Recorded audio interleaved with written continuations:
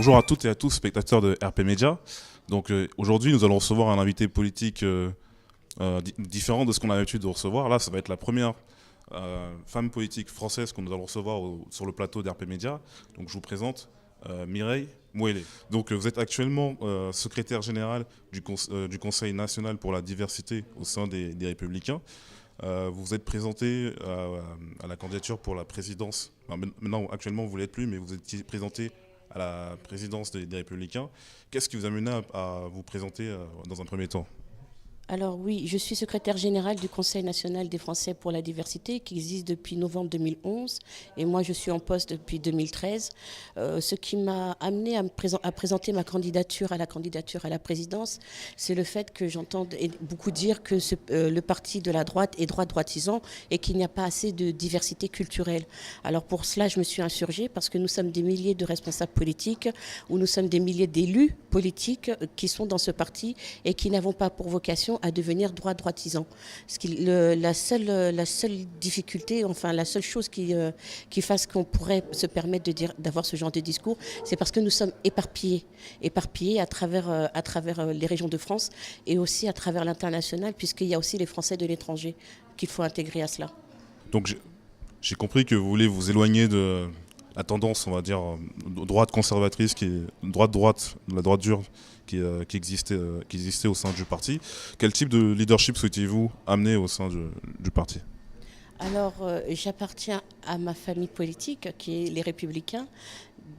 Vous avez dit droite dure, ça c'est votre propos en tant que journaliste, c'est normal.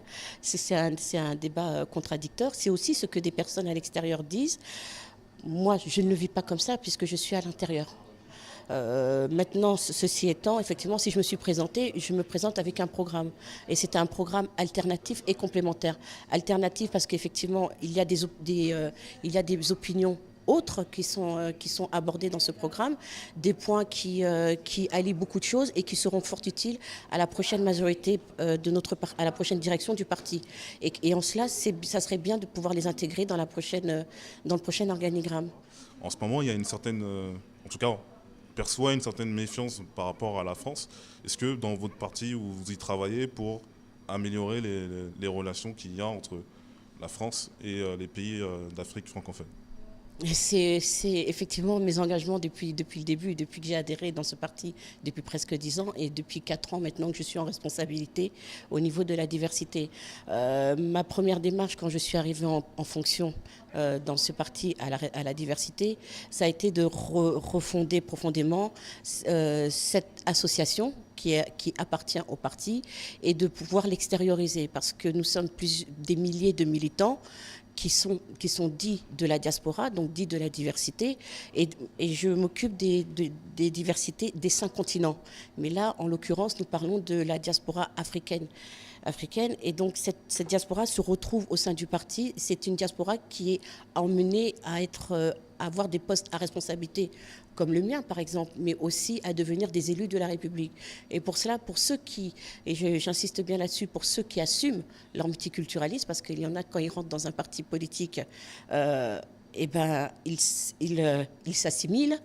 Et il y en a d'autres qui adhèrent. Donc pour ceux qui adhèrent, ils se retrouvent dans cette structure aussi également, donc dans un parti avec 2 appartenances.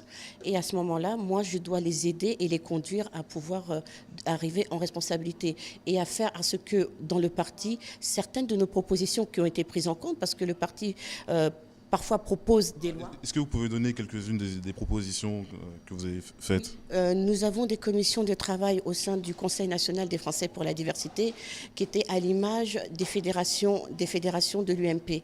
Et je me souviens que lorsque le président du parti était Jean-François Copé et qu'il y avait une polémique sur la binationalité et sur la naturalisation et le droit du sol. Alors à ce moment-là, au sein de ma structure, il y avait des juristes, il y avait des personnes qui étaient avocats ou juristes, qui étaient en profession, et nous avons alors apporté nos contributions au président, et ça a été inclus dans les lignes politiques et dans ce qu'on appelle une PPL. C'est un projet de loi. Un projet de loi qui est ensuite porté par les parlementaires de cette formation politique pour être discuté dans une des chambres bicamérales. Vous avez dû arrêter votre campagne pour la présidence des Républicains. Qu'est-ce qui vous a, enfin, quelles sont les difficultés qui vous ont amené à arrêter? Ce qui m'a manqué, c'est effectivement d'être entré tardivement en campagne. Ce qui m'a manqué, c'est aussi que le Parti des Républicains compte plus de 230 000 adhérents éparpillés dans le monde. Alors quand vous n'avez pas la possibilité de pouvoir communiquer aux 230 000 adhérents, comment voulez-vous pouvoir faire une campagne? Voilà, je ne suis pas la seule parce qu'il y a eu une autre candidate qui a soulevé ce problème-là jusqu'à écrire une lettre publique à la haute autorité. Donc moi, je n'ai pas eu accès au fichier national des adhérents. Je me suis renseignée, on m'a dit que c'était ainsi par rapport à la CNIL, il n'était pas possible d'avoir cette communication. Ceci faisant, la CNIL m'a transmis un dossier qui est public avec des fiches techniques et c'est un dossier qui s'appelle CNIL communication vers les partis politiques et où à l'intérieur est évoqué ce point-là que les candidats à la candidature ou les candidats à la présidence dans un parti politique, le parti politique peut leur mettre à disposition le fichier national des adhérents sous réserve que ce candidat ne l'utilise pas a posteriori. Bon, ça n'a pas été le cas. Il y a des candidats, donc nous sommes a priori au même niveau, tous, nous étions 8 candidats. Par contre, moi je recevais des mails, je recevais des SMS, mais je n'étais pas la seule. Tous les adhérents recevaient des mails et des SMS de la part d'équipes de campagne de certains candidats qui eux aussi, pourtant, n'avaient pas le fichier national. Et moi, je n'avais pas communiqué mes coordonnées personnelles. Vous avez eu aussi, malgré que vous avez fait une campagne tardive, des soutiens un peu partout dans le monde. Qu'est-ce qui pouvait être justement les attentes de cette diaspora, ou en tout cas du public qui vous soutient? Alors, c'est une campagne à la candidature à la présidence. Donc, plus de 230 000 adhérents. Ce n'est pas une campagne communautaire. Et tout adhérent confondu, il y en a qui ne sont pas dits de la diversité ou qui ne se voient pas ainsi. Qu'est-ce qui a fait à ce que j'ai quand même acquis près d'1 millier de parrainages? Et qu'est-ce qui a fait à ce que j'ai pu avoir ça? C'est parce que ce sont des gens qui ont cru en moi. C'est parce qu'on a fait une campagne de réseau, que cette campagne a très bien marché. Et que les gens m'ont découverte, ils m'ont dit « Ah, c'est une nouvelle personne ». J'ai dit « Oui, c'est une nouvelle personne qui est là depuis 10 ans ». Donc c'est un nouveau visage depuis 10 ans dans cette formation politique. Et parce que dans le cadre d'une campagne, le candidat doit présenter un programme. Donc le programme, j'aurais dû le soumettre si j'étais passée à la candidature, si les parrainages m'avaient rendu éligible, ce qui n'est pas le cas, mais j'ai déjà soumis, lors de ma campagne, j'ai adressé mes propositions de campagne. Vous pouvez nous donner 2 ou 3 propositions pour qu'on puisse avoir une idée? Oui, il y avait sur le volet il y avait l'impatriation économique qui touche le volet de l'immigration, qui touche aussi le volet du flux migratoire. Est-ce que vous pouvez nous donner justement une proposition que vous avez soumise dans votre programme?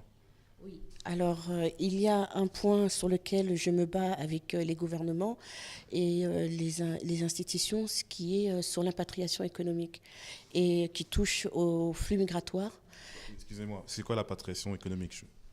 Je vais en venir. C'est que je vais vous donner un exemple tout simple. Vous avez des sociétés, ce qu'on appelle les sociétés du CAC 40, donc les grandes sociétés françaises qui sont cotées en bourse, les 40 plus grandes sociétés françaises. Et à l'intérieur de ces multinationales, ou dans une petite société française, vous avez peut-être les dirigeants qui souhaitent exporter leurs marchandises, donc faire du commerce international.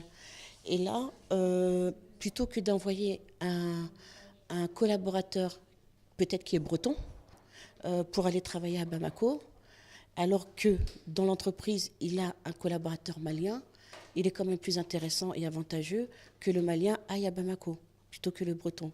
Alors là, si le malien va travailler pour le compte de sa société en France, à Bamako, il n'est pas expatrié, puisqu'il retourne chez lui. Donc il est impatrié. Et il est impatrié économique. Et moi, ce que je voudrais, c'est qu'il y ait arrivé à une politique nationale afin que le gouvernement promulgue une loi avec l'intersyndicale et avec le patronat, de permettre ceci, ce qui fait que quand ce collaborateur retourne au pays, eh ben, il a une activité rémunératrice, il a un travail. Parce qu'aujourd'hui, il ne plaît à personne d'être coupé partiellement de sa culture et de ses racines, de cette expatrié. Parce que c'est vrai que la semaine dernière, j'ai fait une intervention à l'école des arts du luxe. Attendez, j'ai juste une question. Le salarié qui retourne au pays, il va toucher le salaire qui est touché dans l'entreprise en France ou le salaire qui devrait être touché dans son pays d'origine? Dans le cadre de l'expatriation aujourd'hui, vous avez deux types de contrats. Soit vous avez le contrat de base, votre contrat actuel sur le droit français, soit vous partez sur un contrat local là où vous allez être basé. Et donc si on peut permettre, après c'est tout à accord et à concertation de discussions gouvernementales et intersyndicales patronales, c'est soit le salarié reste sur son contrat de base, soit il tend vers un contrat local où la société lui dit d'accord, on te permet d'aller travailler pour le compte de la société, mais dans ce cas-là, tu auras un contrat local. Toujours étant qu'il a un travail, toujours étant qu'il retourne chez lui, toujours étant qu'il crée de la richesse sur son territoire, sur son continent, et toujours étant que à terme, ce collaborateur peut, selon les accords d'entreprise, pouvoir ensuite peut-être quitter l'entreprise pour lui devenir entrepreneur ou auto-entrepreneur.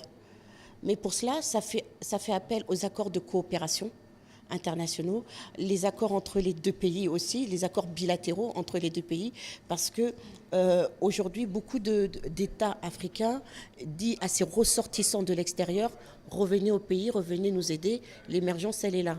Sauf que certains s'y sont déjà essayés, ils sont déjà revenus. Ils ont fait le yo-yo. Pourquoi? Parce qu'ils arrivent là-bas à Bamako, ou ils arrivent à Abidjan, ou ils arrivent à Douala. Ils voient que le dispositif ne leur permet pas, enfin les conditions de vie ne leur permettent pas d'avoir la vie comme ils ont ici en Europe. Très bien. Et est-ce que vous avez d'autres projets politiques dans le futur? Plus ou moins long terme, quoi. Écoutez, déjà je continue mon chemin en politique partisane. Je n'ai pas de raison aujourd'hui, je n'ai pas de quitter ma famille politique. Je travaille pour mon pays, qui est la France, puisque je suis née à Paris. C'est de poursuivre effectivement cette émergence et ce rayonnement. Et là, je vais surtout travailler à faire à ce que la prochaine fois, vous ou n'importe quel journaliste qui me convoquera, m'invitera, ne me dise pas on ne voit pas, elle est minoritaire, vous n'existez pas, ou c'est un parti droitisant. Donc j'espère que la prochaine fois, vous me direz ah non, mais ça y est, maintenant on a vu de la diaspora. Ah, j'espère aussi voir la diaspora dans n'importe quelle partie de France aussi dans le futur. Moi je parle effectivement de la droite parce que c'est là aujourd'hui où j'évolue. Ok, très bien. En tout cas, Mireille, je vous remercie d'avoir répondu à notre invitation. Et en tout cas, je vous souhaite bonne chance pour vos futurs projets.